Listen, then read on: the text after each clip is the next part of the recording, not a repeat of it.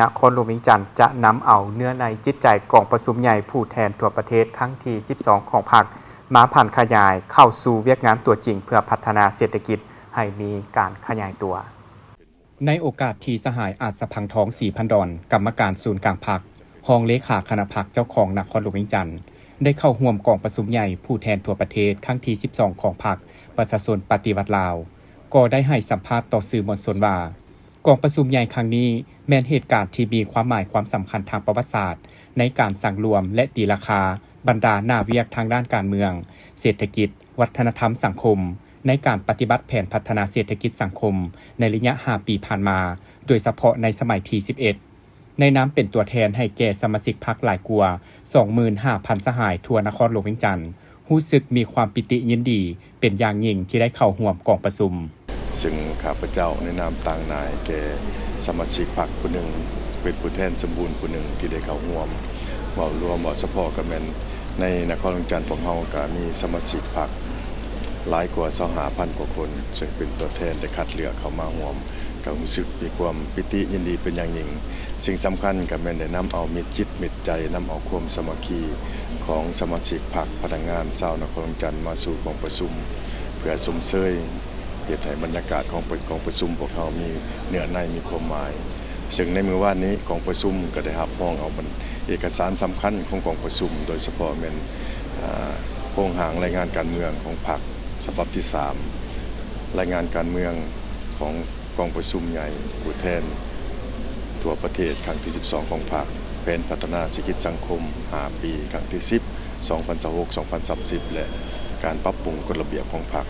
ซึ่งทั้ง4เอกสารดังกล่าวนั้นเป็นทิศทางเป็นแนวทางของพรรคที่กำหนดเส้นทางก้าวเดินของพรรคของเราในสัปดาห์และยาวนาน